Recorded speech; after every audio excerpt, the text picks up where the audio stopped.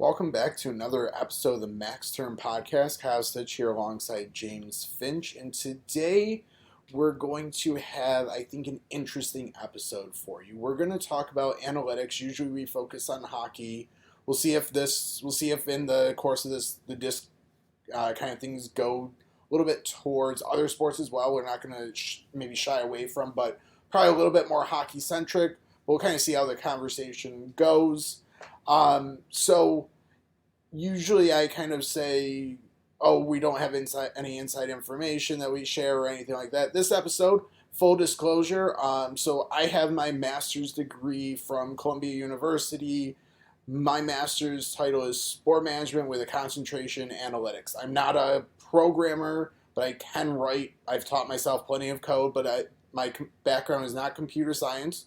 James has spent some time with the Rochester Americans collecting a level of data for them as they had looked to build out their analytics department.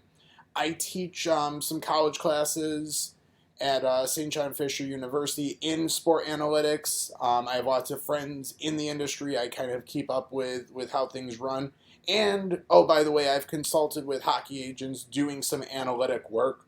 So I'm not going to reveal like specifics of the consulting work I've done, but everything else we're going to kind of lay out for you, how we see analytics, where it's come from, kind of where we see it going, how it fits into the general realm of sports, and even just maybe dispel some misconceptions. Like analytics is either seem to love it or hate it.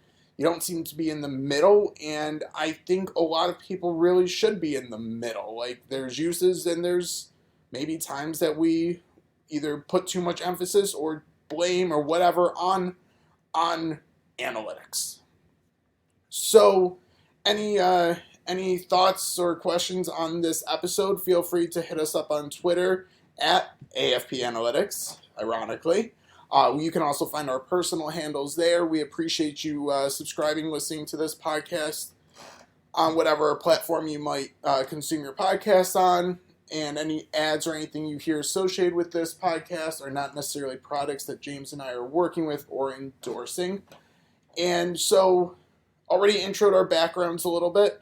So, let's just talk about, we're both believers in the use of analytics, but let's kind of lay out, and I'll let you kind of start, how we would ideally view them in sports. Yeah, so I think the idea of analytics isn't just numbers. The numbers are statistics. They've always been there. I guess some new ones are, created, but they've always been there. The idea of analytics is, okay, well, what do those statistics mean? Now, to kind of touch on an aspect you mentioned, because analytics are very new, it's somewhat of the use of analytics is very new. It's somewhat of a polarizing topic, per se, in sports. Teams that are very analytically focused, that perform very well, a lot of their fans, followers, love the idea of analytics. The teams that seem to be using it a lot and they're not really performing well, fans and followers really despise analytics. I think the big thing, which is my opinion, and we've talked about this before, I don't want to necessarily speak for you, but you pretty much hold the same opinion. Analytics should be used in tandem with what everyone always calls the eye test. So the old school scout, the old school players who know everything about the game, they've played it, they know how it is, a stat can't tell them otherwise. A stat is not really meant to tell them otherwise. It's what aren't we seeing? What are we seeing that maybe the numbers can give us a little bit better perspective or a little more clarity to make possibly a large financial decision or maybe it's the difference of, does this player make the top major league roster, or does he need another year? I think analytics is meant to be a tool in sports, but not the only tool. Yeah, I think a lot of that is pretty much spot on. Good points. I think where I want to start right now is the idea of saying analytics aren't telling you something. They're using numbers, they're building a picture. Like if you look up the dictionary.com definition of analytics, statistics and numbers does not appear in that definition. It's using all the information available to you to make an informed decision. So scouts, in theory, have been doing analytics all along because they're using all their knowledge, they're talking to people, they're bringing all this picture together. It's just they're maybe not using numbers, but they still are going to bring in some level of numbers because they're going to talk about the goals, the assists, plus minus. That's analytics, in theory. But analytics are not actually telling you anything. I think it was Seth Partnow at an RIT Sport Analytic conference that I was at that said something along these lines, and I don't remember the quote exactly, but you're the one saying it, you're the one interpreting it. Analytics are what you're interpreting. So saying the analytics say this, no, your interpretation of the numbers are what is saying that. So you can, I think one of the joking things about statistics, but also very true, is you can get statistics to say whatever you want them to say. You can paint whatever picture you want. So if you want to paint a good picture of a player, you can find number statistics that support that picture. If you want to paint a poor picture of the player, chances are you're going to find some level of numbers that can support that picture. So to me, the idea of analytics is, yes, you want any organization that's successful right now in professional sports, at least from a team performance standpoint, is using analytics. They have an analytics department built out. They probably have built it out over years, whether publicly known or not. But I will say all successful teams are using analytics, and a lot of the teams that you see trailing behind are not using analytics. I think in hockey, one of the best resources out there is Shayna Goldman on Twitter. She publishes occasionally, and recently an update just came out. She publishes the list of all people that at least she can find or has been told do some level of analytics for the team. So that there's some very diverse, varying degrees of roles. But I don't think it's a coincidence that the Arizona Coyotes for many years had a very small, if any, analytic department. The Ottawa Senators still only have like 2 official people. The Buffalo Sabres for a long time before they kind of fully dove in and hired Sam Ventura, Jason Karmanos, Matt Barlow, and Dom Gemeni. Sorry if I butchered your last name there. They had 1 person. The Oilers had 1 or 2 people here and there, again, before McDavid. There's a trend here. A lot of the teams I just mentioned have been the perennial teams at the bottom of the league. And a lot of the teams that have been playoffs, pushing more towards the cup, are the teams that have had people established for a while. So trying to argue that the use is irrelevant, it's not a good idea to use them, I think you are pushing against basically facts. Yeah, I think this kind of goes back to that it's a tool and it can be used as a competitive advantage. if you are not doing it, you're at a disadvantage. It doesn't have to be the only thing you're using, but it's now something that can provide value to really any decision made in a front office.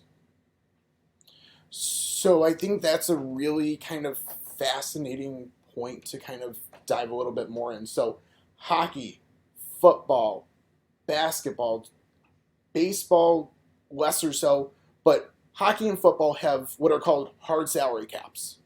You can't spend over a certain dollar amount on players. Where there is no salary cap is spending on coaches and your front office personnel.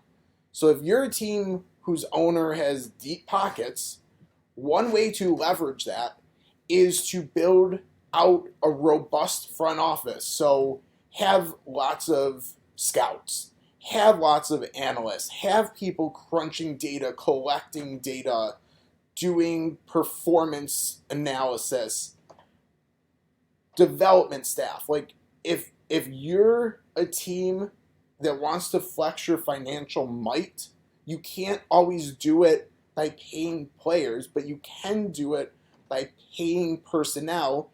And oh, by the way, paying personnel is a lot cheaper than paying one player. Yeah, I think it's a way of it.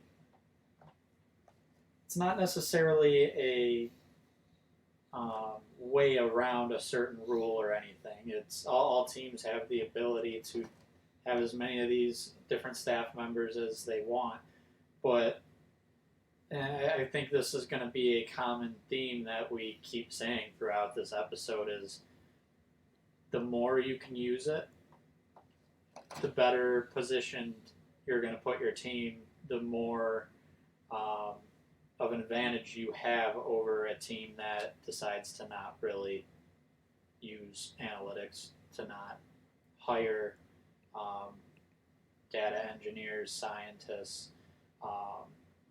just really anyone more analytically focused. I think that it's a really important thing. So you mentioned there's teams that are regularly top teams. One of the regimes that kind of just ended, sort of, that was one of the big analytics organizations as far as how many people they had was the Toronto Maple Leafs under Kyle Dubas.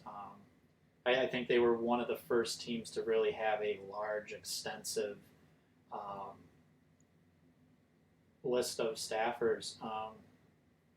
I remember just in the AHL, the amount of people that would show up to the AHL games from the Toronto organization, taking stats, keeping track of everything.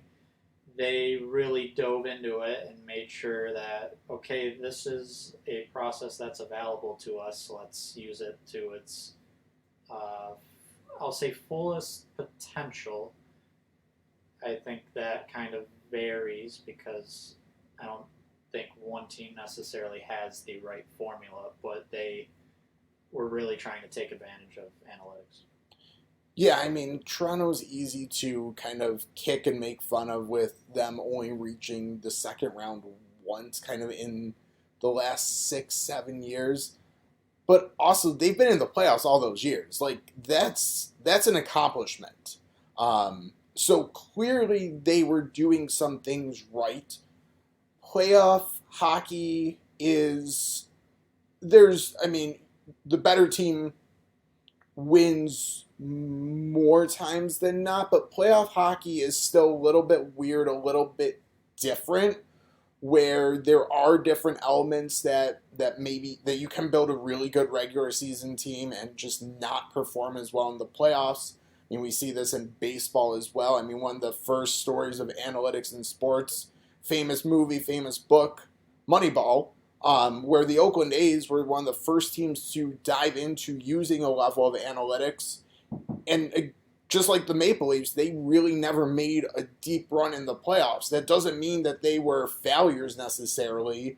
It just means maybe they were missing an element, or maybe just some luck went against them as well. But yeah, Toronto, yeah, as you said, one of the biggest staffs. I think we've kind of danced around, and maybe now we probably should hit on it. Is how would we ideally build out? So we're running an organization. How do we build out really our kind of front office player personnel staffing? So we have our GM. He's going to be making the decisions. A lot of teams in hockey sometimes like to have a president of hockey ops, but really that's just a glorified GM or just a figurehead, one of the two. I personally don't see a need for one. I would tend to agree with you. It I think is really, like you said, a glorified title. I mean, we're seeing right now, to use Kyle Dubas as an example again, he's the president, but he's also the GM. He was under Brendan Shanahan in Toronto previously, and it's not to say Shanahan didn't help make decisions, but it was really Dubas doing the everyday work of a GM and maybe needed approval. But they're more of a glorified role. So yeah, I don't think it's really needed. So you have your general manager, your GM. They're the ones who's ultimately calling the shots. Underneath them, you generally have some assistants, associates. To me, the ideal scenario is to have at least two individuals. One that kind of works with the analytics side of your organization, one that works with the scouting side. Maybe you have three.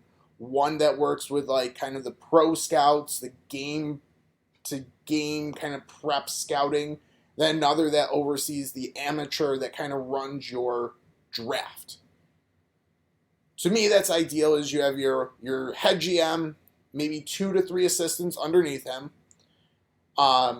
Your scouting department can be built out. You have your pro scouts. Again, they're looking at what pro players, generally NHL, AHL, I guess should say majors, minors, that might be of interest to our organization. And they're also generally doing some level of pre-scouting.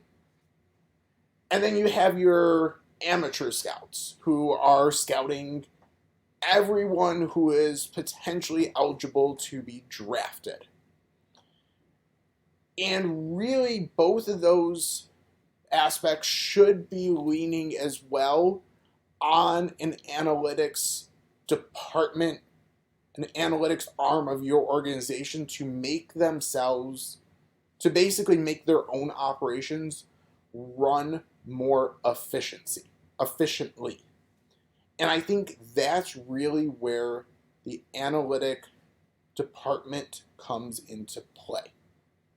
So in the analytics department, I'd probably have someone overseeing kind of the analyst staff, and we'll get to kind of who the analyst staff is going to be comprised of in my ideal scenario.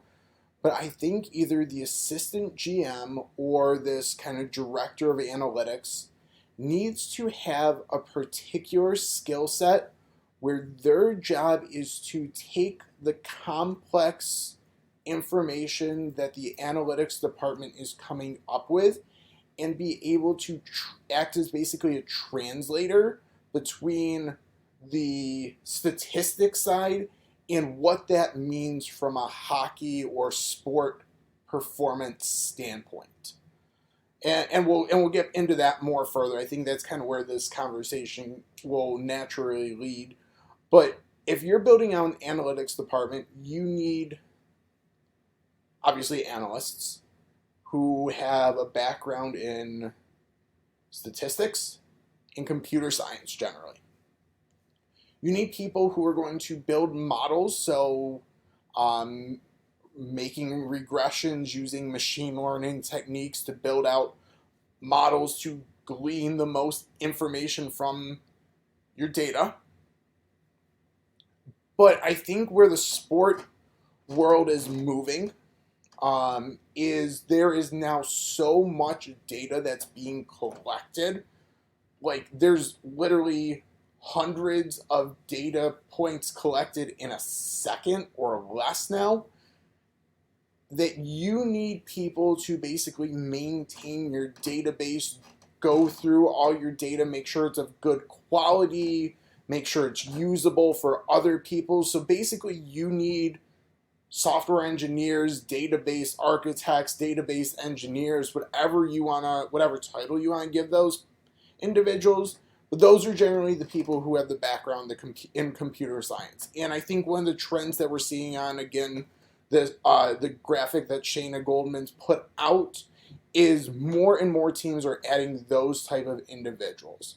For years now, we have seen most teams having one or two analysts whose job is to probably do some level of modeling, create different elements that can try to explain or give their team an edge in one aspect or another. But almost every team now is building out people to basically maintain their databases, to have the information as usable as possible. And recently this summer, the past couple weeks, there's been more and more job postings for teams looking for those type of individuals in the NHL. So to me, that's the ideal department. It doesn't have to be massive, but you probably want a couple people doing the statistics, building models, stuff like that, and you want a couple of people kind of making sure the data's in a usable, clean format. But I think the most important person is someone that can act as like the translator or liaison between the rest of the hockey department and the analytics department. How to take their requests and kind of communicate, hey, let's accomplish it this way. What about this model? And then take the results of what the analytics department has found and communicate it back without using regression, R squared, random forest, clustering, unsupervised machine learning. A person who works in, who kind of has been in the sports side, the scouting side of things their entire life, that's just going over their head. And I think that's where the disconnect comes in sports. As you see all these terms being thrown around that sound real technical, real sciencey, real mathematics, real statisticky, whatever, but they could be saying something very simple. And to me, the most important aspect is communicating it in that simple manner. Yeah, and I think kind of a unplanned little shout out here, a podcast you were actually featured on talking about taxes, expected by whom. It's a good name for a podcast that is kind of focusing on more so analytics. A big thing for the hockey world these days, at least, is there's a lot of expected stats, and those are not necessarily extremely easy to understand, at least as far as they aren't a basic stat. So you might have your goals, which are pretty basic counting stats. They've been doing that for a while. And now there's expected goals, and all of a sudden you do kind of ask, well, what do you mean expected? Like, how are we deciding what is an expected goal? Who's figuring this out? And, that goes to a main point that you just made of there needs to be someone to kind of decipher what all of these stats and the different analytical terms that are being thrown around now. There needs to be someone to decipher what those actually mean for those who aren't as statistically focused and maybe have just been watching hockey prospects for 30 years. They don't necessarily understand the high-level terms. And it's just break this down, help it make sense to me. That person, if he's not there, able to do that, there's kind of a disconnect within the organization. Yeah. If I was ever at this point in my kind of life, in my career, to go to a hockey team, I would be envisioning myself, if I was going to work in a front office, I'd be envisioning myself in that type of role as one of the like assistants or director of analytics, acting as the liaison, the translator. I'm not good enough at building models or doing the data engineering at this point. Like I know enough, but not enough that a lot of the individuals that I've kind of met, interacted with, that are working in organizations are able to do. But I do understand how those models are built. So expected goals. I'll break down the statistics behind it real quick, but then I'll also tell you what it means in very simple terms. So an expected goals model is built using generally a logistic regression where your outcome is going to be a 0 or a 1, so that forces every single kind of, when you plug data into your whatever model you've created, forces it to be anywhere from 0 to 1, which is also what probabilities are, 0% to 100%. So an expected goal model is building a logistic regression, taking whatever factors are available to kind of the user. And this is where I think there's a level of, well, public data versus private data. You can get into that in a little while. But you take your inputs, whatever you might have available. It could involve anything from shot location, shot speed, did a pass lead up to a goal is like a binary variable. But all these things are that I'm saying, was it immediately after a rebound? All these things that I just said, logistic regression, stuff like that, if you've never done statistical analysis in your life, or just done kind of some very base level stuff, you might never have created a logistic regression model. All the expected goals is doing is telling you how quality of a shot was just taken. The higher the number, it can't exceed 1. The higher the number, the better the shot, the more likely it is to result in a goal. That's what expected goals is telling us. It's basically measuring shot quality. That's the type of discussion and discourse that should be presented in tandem with the kind of hardcore modeling terms, because people want to know that. People who have background that want to check that to make sure that checks out. But a lot of people just want, well, what's this mean? Yeah, I think so. Expected goals, it's pretty much the likelihood that X shot goes in. As far as the public data versus private data, I'll let you get into this a little bit, but I think it really is important to highlight that what the Toronto Maple Leafs are using isn't necessarily what's available for us to look at, but it's also not necessarily what the Montreal Canadiens are looking at. Data can be manipulated, looked at differently. What one team has as expected goals might not be what the other team has as expected goals. Yes, I think this is a tough, okay, I've seen some private data. I'm not going to reveal from who or where, but I've seen a little bit of private data. So I think the NHL has implemented some tracking technology. So everything's being captured, but I also know that a lot of teams are still subscribing to Sportlogic, which was probably one of the first tracking companies in hockey. And so a lot of teams are using what's provided to them by Sportlogic, who is tracking and collecting data for them. I can't speak to exactly what Sportlogic's collection process is. I have an idea, but I don't know well enough, so I'm not going to kind of speculate here. But Sportlogic works with a good portion of the teams. we can, so real quickly, kind of moving, we really don't talk about other sports, but real quickly, touching on the NFL. If you watch Sunday Night Football, you see Pro Football Focus rankings um, every day on those graphics.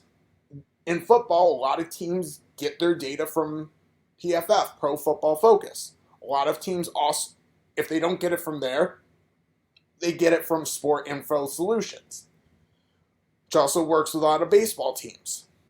So the point of teams have access to different data is 100% true. It's generally, though, being provided by a couple big companies across sports. And what they do with it is up to them. But I think one of the interesting things that I was told when the new kind of tracking data was set to be implemented in the NHL. Finally, I think we have a season under our belts of it, maybe two. I don't remember exactly when it went into place. Is there's a lot of data that's going to be collected and has been collected that is unusable, absolute garbage, isn't going to tell you anything. And not every team is going to figure that out. And that's where the having good analysts come into play. Yeah, I think so. A big part of being able to understand data is hiring the right people, and it's not always even the right people, it's also the amount of people that they have. We touched on that. I do want to kind of toss out there, and I think it sort of fits, is some leagues. So the leagues themselves have started to employ people that are kind of there to assist teams and help teams. So that long list that Shayna Goldman has been keeping track of also includes NHL employees that have been at least publicly announced. And there's a bunch of different developers, stats analysts, research analysts. So I did want to throw that out. It kind of ties in, I think, with the tracking data, is there is help from the leagues. To what extent, how helpful they really are, I don't know. But it's a newer aspect now that the use of data has been growing. Yeah, I really think it all comes down to, one of the old modeling computer science sayings, machine learning, probably should say there, machine learning kind of sayings is garbage in equals garbage out, which means the quality of data you're putting in is going to directly impact the quality of analysis you're basically performing.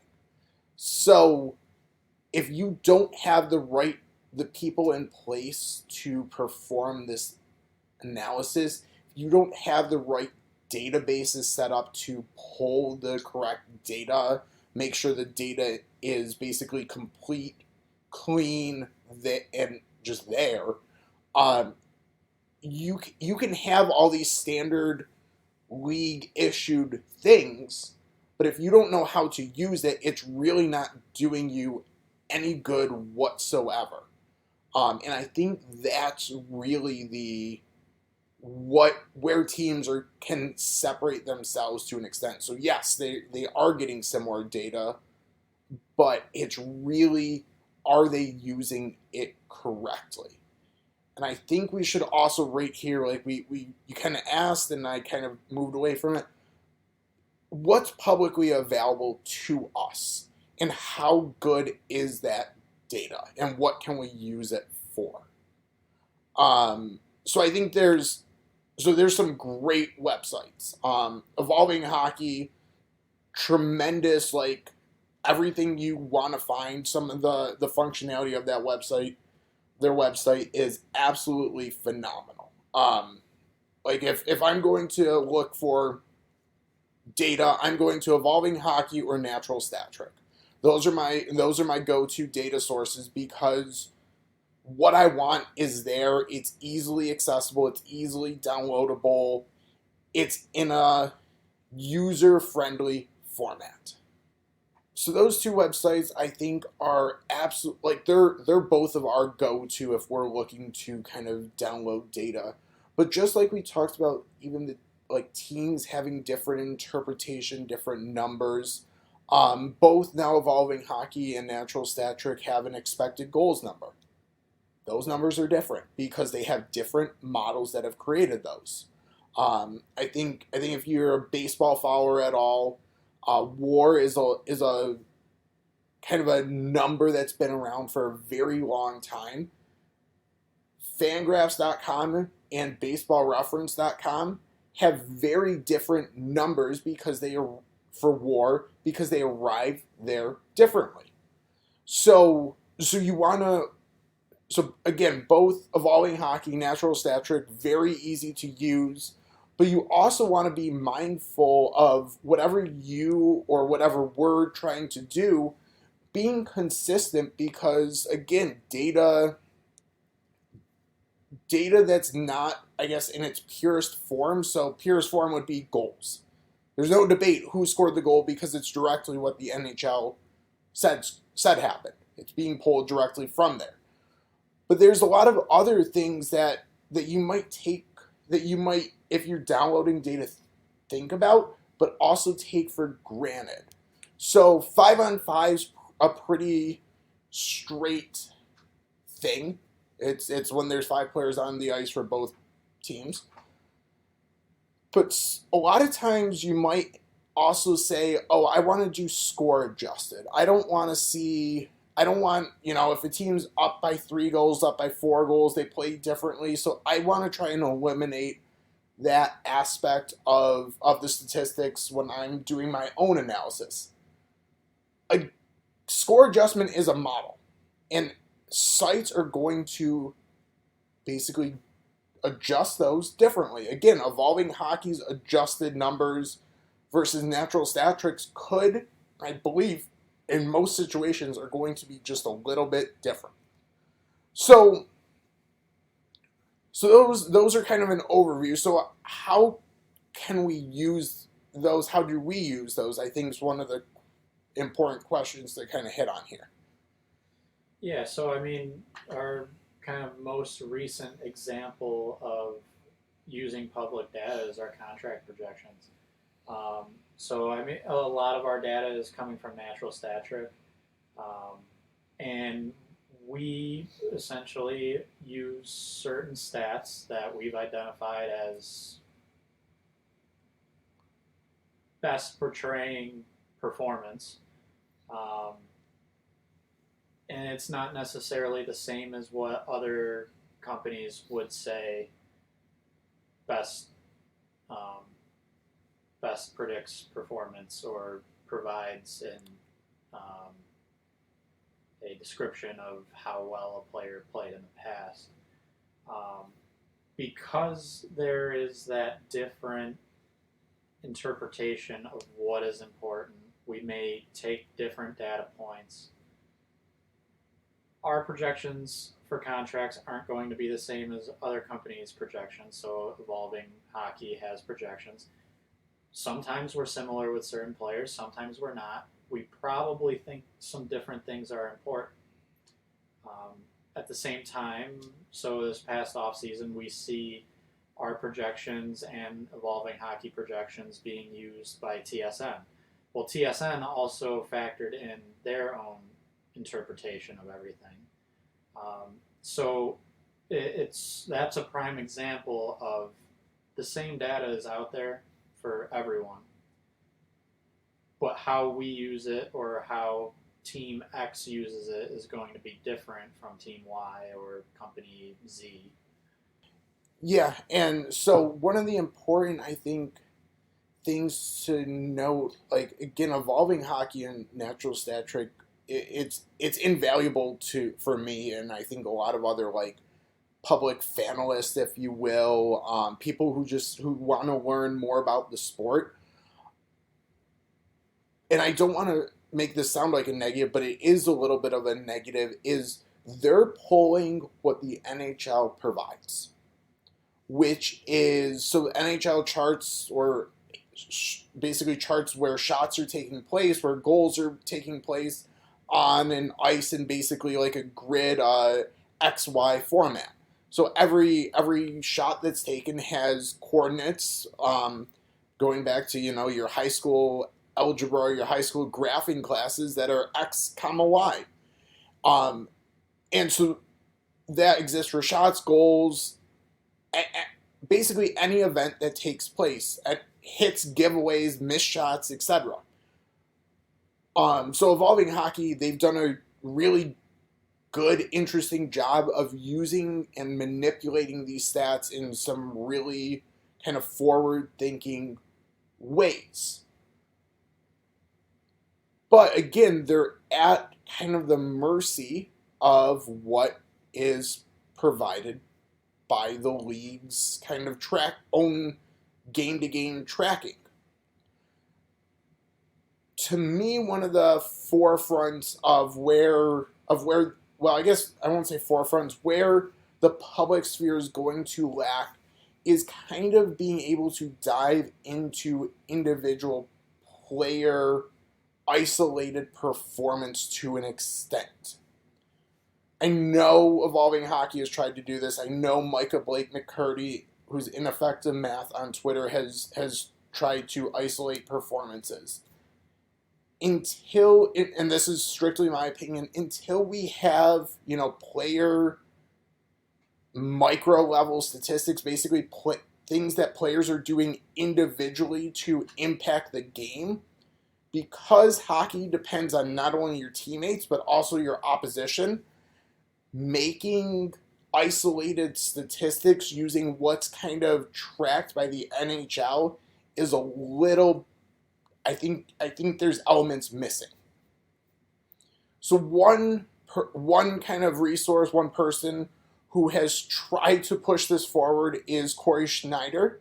And he's tracking things like zone entry, zone exits, passing, kind of who's setting up shots. So instead of just, assists on goals, he's also tracking shot assists. So every shot that's taken, he's tracking.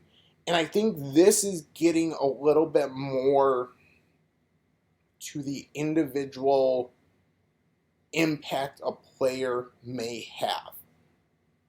And so I think if you're looking at what's available publicly, you can get a picture of kind of quality of player and be, I'm not going to say right or in the wheelhouse for every player, but I think there's a picture to be painted. But I think really trying to figure out overall impact and maybe even where they best fit is still in place that we're not fully at least in a public sphere.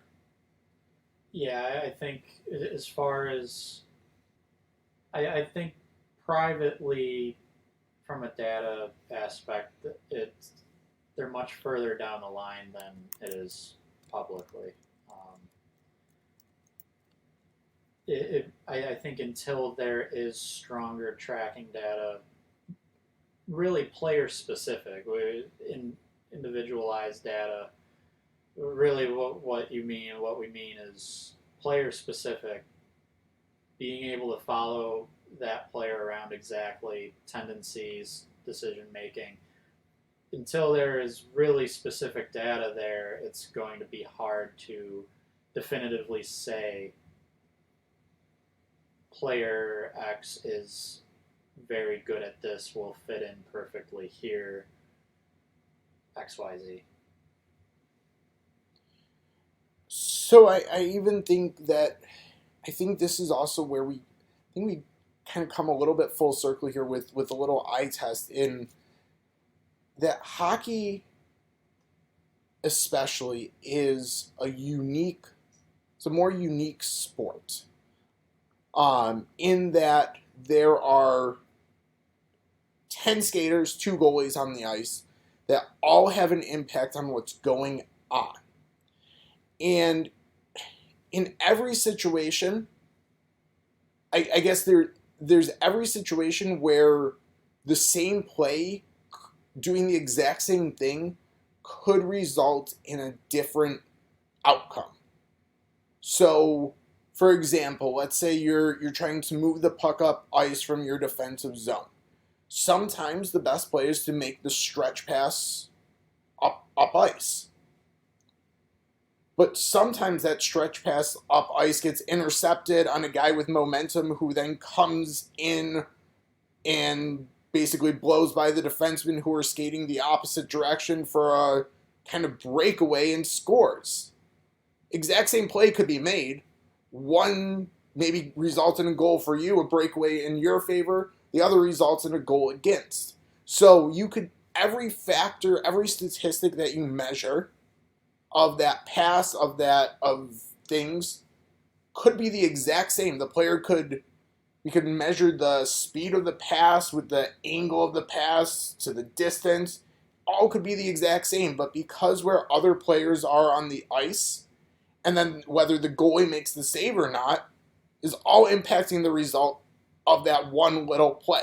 So maybe in that situation, the smarter play is to hold up, maybe throw it back around the net and kind of reset your breakout. So I think hockey is a sport where it's really hard to kind of quantify everything. I think other sports you can do it with. Baseball, I always say baseball can be broken down into simple one-on-one interactions. Pitcher, hitter, fielder, runner. Basketball, there's a level of impact on the other players, but it can be broken down in isolation. You can kind of, moving the ball to different areas on the court increases your chance of scoring. Again, maybe there's some elements there that I'm saying, glossing over too simply. Football is, I think, a little like hockey, but I also think if you do the same things right time and time again, quarterback throws to the receiver who runs the same route, the quarterback throws the ball the same way. Again, not always going to be the same result, but a little bit of a kind of trend, I guess. I don't know. Hockey to me is kind of a unique sport where, as much data as we can collect, I think there's still going to be something missing.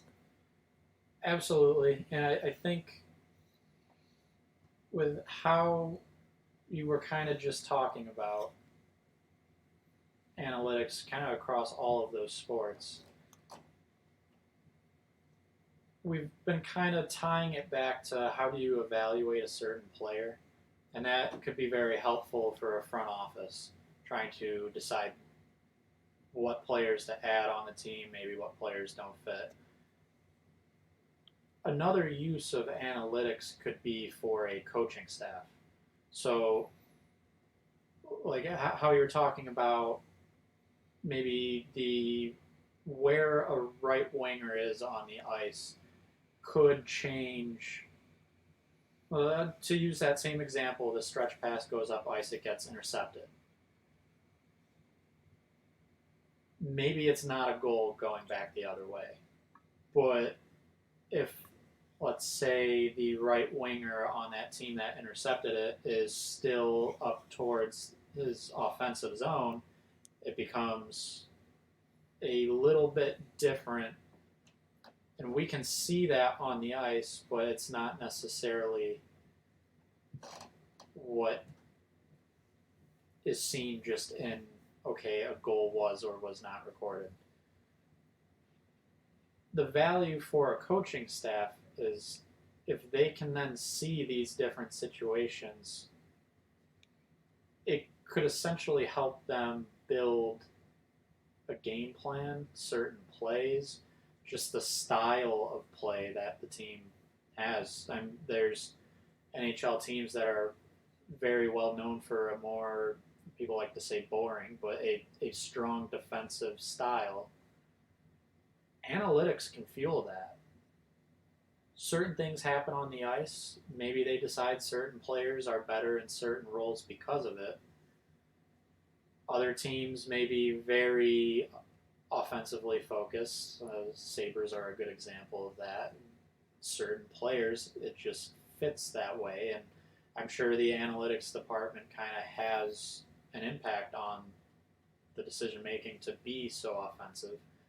Um, Dallas Stars are kind of known to be that defensive team, and I think it's important to acknowledge that analytics, while used by the front office to make decisions to evaluate players, it's not just a tool for the front office; it's a tool for the coaching staff. Um, yeah. Yeah. Yeah. The the coaching staff being able to effectively use analytics, I think, is absolutely critical.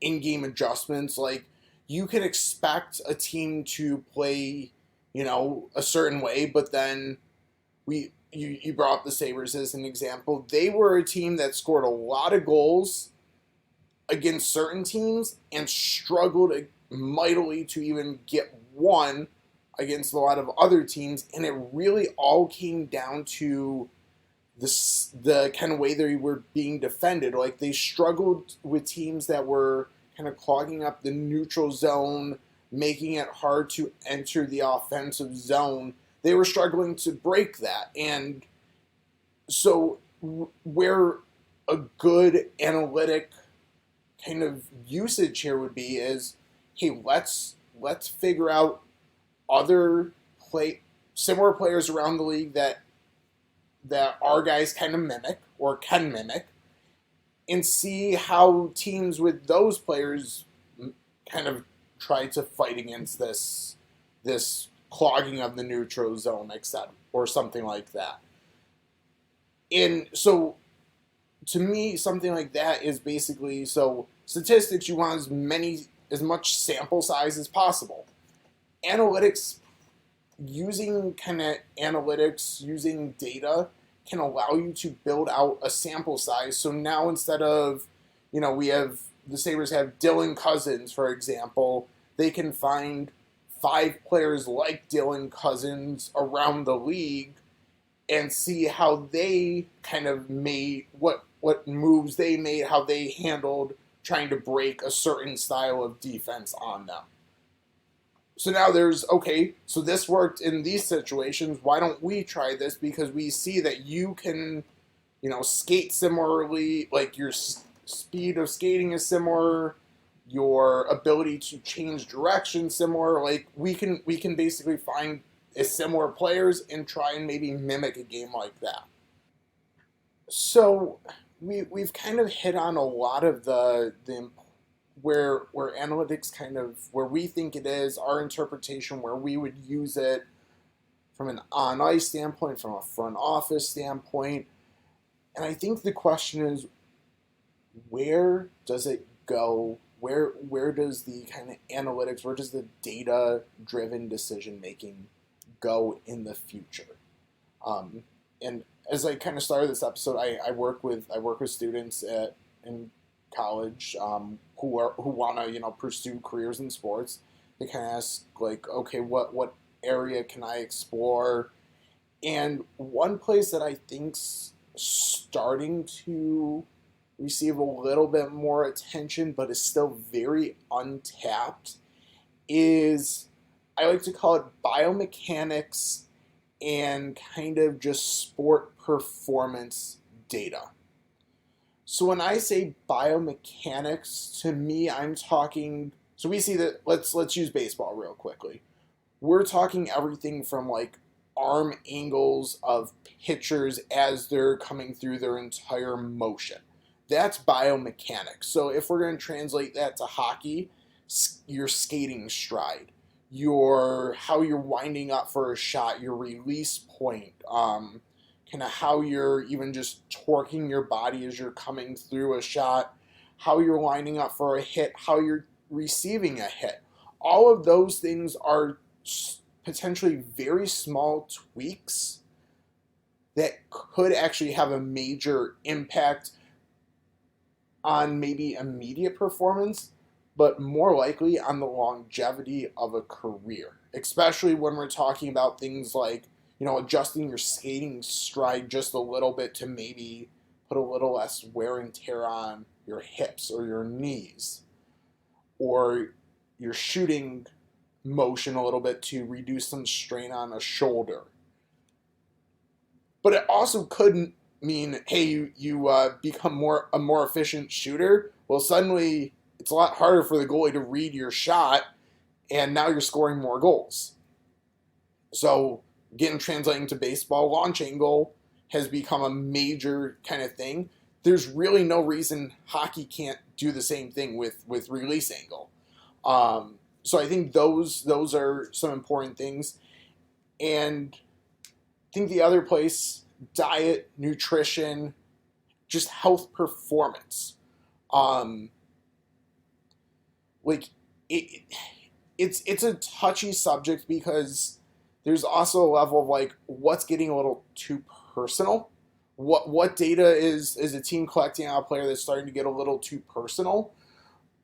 But I think performance, starting to record performance data could help reduce or prevent injuries like fatigue type injuries. So those soft tissue injuries, the hamstrings, the stuff like that. If you're kind of monitoring things and you start to see some little difference, it's easy. You can maybe pull the player and be proactive instead of reactive. And then even things like just sleep and diet. Like the Red Sox many years ago at this point put sleep nap pods basically in their like locker room clubhouse area because they found that players taking naps perform better. Well, they went on a long playoff run very shortly thereafter. I don't think it's a pure coincidence. Diet, nutrition, everyone has different needs. Everyone's bodies process things differently. To me, that's the avenue that is wildly untapped, that if I was a team and I had money, I'd start to capture. I'd start to kind of try to be a trend setter there. And I think we have seen teams do that, but I think there's more to be done there. This is kind of just my mind wandering, kind of. But if you're able to establish really just the best way player X can take care of their body through sleep, through nutrition, that can almost be a counter to aging. Like you have a general age curve in each sport, and maybe you sign a player to a contract when he's 30, let's say a 6-year contract, and you know it's in general going to go downhill as he ages. I feel like there is room to limit those negative impacts of aging just by being able to collect that type of data and make better decisions. So I absolutely agree. I think that would be really advantageous for teams to start to try and collect that data. I mean, earlier in this episode, it kind of said tongue-in-cheek, it's a lot cheaper to pay, a team of analysts than it is to pay one player. Well, if you're already paying that player, let's use the Toronto Maple Leafs maybe here. John Tavares is definitely on the decline. He's still being paid his $11 million. Toronto's not moving off of that. No, like that they're stuck with that until that contract's over. So their goal needs to be to get the most out of John Tavares. Sure, he might never be truly worth that $11 million, but you want to get as much value as you possibly can. And that might be using analytics for his on-ice performance, but also working with him off-ice to try to put him in the best physical conditioning that he could possibly be. So I don't know if return on investment's the best the best term to use here, but it's kind of the route that you should be looking at, kind of paying an analytics staff. Yeah, I think to continue that example, the other positive that could come of certain tracking, if you could identify what went wrong with John Tavares from a physical performance standpoint, let's say he's slowing down a little bit, do we believe there's a cause exactly? Like, can we identify in his stride that something changed slightly? Or maybe just something he was doing in the first place was putting a little too much strain on his knee or his hip. Once you identify that, I don't want to say it's too late to counter it. There's probably ways to help John Tavares extend his career. But now you know that way he was skating or that way he was shooting the puck put a certain strain on his body. That's applicable to other players. So the Toronto Maple Leafs could, in theory, turn around and say, well, okay, let's look at Austin Matthews, make sure he isn't doing that same thing. In general, that's probably done already to an extent, but from a data perspective, it's not really there yet. And I think that's kind of what you're getting at. Yeah, 100%. And again, I want to circle back to kind of my preface here, though. We are also like butting up against some ethical, moral, like how much data collection is fair when we're talking about someone's own body and some of their own vitals, like stuff like that. And especially when we try to take, make comparisons, like, so Toronto has Tavares and Matthews in house, so there's a little probably more leeway for them. But let's say they want to compare Matthews to Nathan MacKinnon, for example. There is no way that they should be able to get certain health information on another team's player. So sure, you can probably you can do motion capture and capture skating stride, shot angles and stuff like that. Like that's anyone in theory can do that, watch the game and do that. But it's some of the other kind of information that where's that line, and even on their own team, it feels like there could be a level of issue there. Yeah, so it kind of makes me wonder.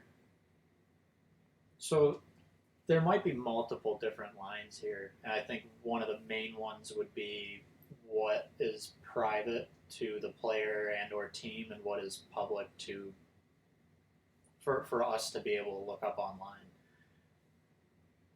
In theory, if someone is making the safer ethical decision, I shouldn't say someone, I should say a team, if they're making the safest ethically sound decision, it's possible certain things exist already and we just don't really know about it because it's something that isn't really viewed as really being a public thing. Maybe there's certain teams already kind of going down this path, and it's probably actually is the case. But yeah, I think in general that it does bring up just what is right, what is wrong for the world to know about a certain player who is ultimately a person. Yeah, and even just so that's applying it to a person. I think just kind of in general, just ethical use of data, like with the rise of kind of AI and everything. I like as teams, leagues, really anything in life continues to push the reliance on data, the reliance on computers forward, there is a question as to what's proper to use, what's not proper to use. I mean, sport leagues are all about teams trying to create a very marginal advantage for themselves. Like years ago, the St. Louis Cardinals hacked another baseball team to get access to their data. That's not something that's, well, it's not legal, but it's also definitely not ethical either. So just the use of data, how you're using it, how you're pushing it out, like that's there's lots of questions there, but I think that the idea that analytics is a dirty word or means statistics, I think that's we need to somehow get away from making the two synonymous with each other. Analytics and statistics do not have to be synonymous. And I think that there's always going to be pushback on, reliance on data versus reliance on what you're watching. But ideally, you're using the data to more efficiently, effectively make decisions. Whether that's how you deploy your players, how you go about your scouting, how you go about your drafting, how you just go about making your decisions. Analytics, using statistics, using numbers, is just going to provide more information, better context, if used correctly.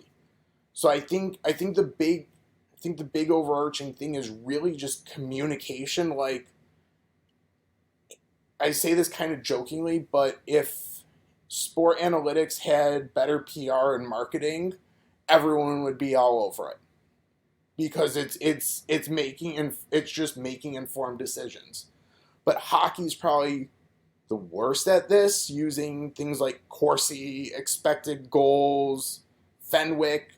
That's not to take away from the people who, originally kind of pushed those statistics. But if hockey had been using shots like soccer uses shots, well, where a shot anywhere towards the goal is a shot, and then there's a shot on goal, a shot is Corsi, and then shot on goal is a shot on goal. I think there's less pushback just to the use. If we use shot quality instead of expected goals, there's maybe a little less pushback on the use. So it's as much of, integrating them as it is just selling them and marketing them properly. Yeah, I think it kind of comes back to, use this word earlier in this episode, interpretation. That's essentially what analytics is. It's the interpretation, and that can be different depending on who you talk to. That's why some teams have good analytics departments, others don't. And statistics are fact. Something happened. The analytics is the interpretation of, okay, what does that mean? And I think that is the perfect kind of way to sum up this episode. If you have any thoughts, want to share your opinions, questions, our goal in the future is to also continue to maybe doing more dives into some of these numbers. Like we hit on some of the statistics that are used in hockey, but I think our goal is to provide a little bit more of explainers, a little bit more how they can be used back end, a little more specifics, if you will. So we appreciate if you're interested in kind of learning about those, following us on Twitter at AFP Analytics as we continue to be able to put out content, subscribing to this podcast wherever you might be listening to it now or on your preferred podcast platform. Again, any questions, thoughts, things you'd like us to talk about in the future on analytics or statistics in hockey, even other sports, hit us up there. And with that, we thank you for listening, and we'll talk to you next time.